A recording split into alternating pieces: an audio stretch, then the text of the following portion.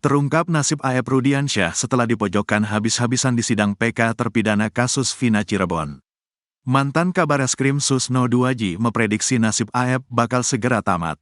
Susno meyakini Vina Dewi Arsita alias Vina Cirebon dan Muhammad Rizky alias Eki tewas karena kecelakaan tunggal. Menurutnya, alat bukti pembunuhan yang katanya sudah berkekuatan hukum tetap alias inkrah sudah habis. Alat bukti untuk pembunuhan yang katanya inkrah sudah habis bis, gak ada lagi. Tinggal keterangan Aep, si pembohong. Lalu ditake over oleh Rudiana, ungkap Susno dikutip dari akun YouTube pribadinya. Dikatakan Susno, alat bukti kesaksian Aep itu hanya berdiri sendiri karena sudah tidak didukung kesaksian lain setelah Dede mencabut keterangannya.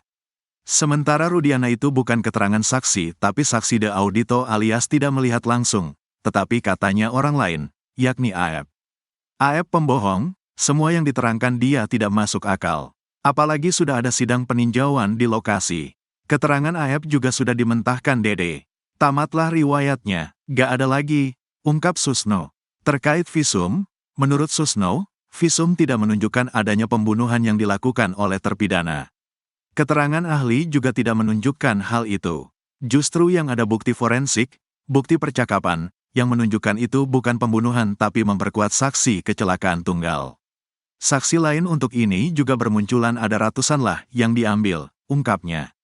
Sosok Aep sempat jadi sorotan karena jadi saksi mata yang mengaku melihat para pelaku yang kini jadi terpidana dalam kasus Vina Cirebon tersebut.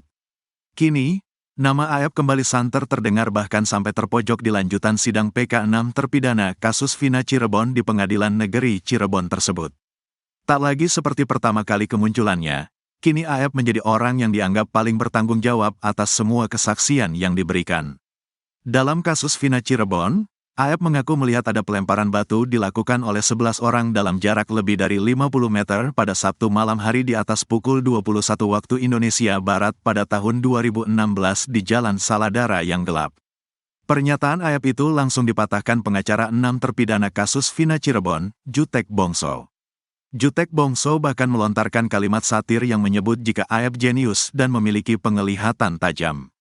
Kalau ada orang bisa melihat dalam jarak 50 meter, cahaya kurang, bisa mengenali satu persatu dan bisa merekam secara detil, termasuk orang yang sangat jenius dan hebat, tutur Jutek Bongso. Jutek Bongso menambahkan, hanya jika bukan orang jenius dan hebat, kemungkinan orang tersebut membawa teropong atau merekam dengan CCTV. Mungkin pakai teropong atau merekam dengan CCTV. Soalnya bisa tahu secara detil, wajah, jenis dan warna motor serta adegan-adegannya, bahkan sampai tahu ada yang memakai Tensoplas. Apalagi jumlah orangnya lebih dari 11 orang, tutur Jutek Bongso. Selain itu, kesaksian Aep juga akhirnya terbantahkan. Ahli mata dari Rumah Sakit Mata Cicendo Bandung Dr. Mayasari Wahyu membeber analisisnya terkait penglihatan Aep tersebut.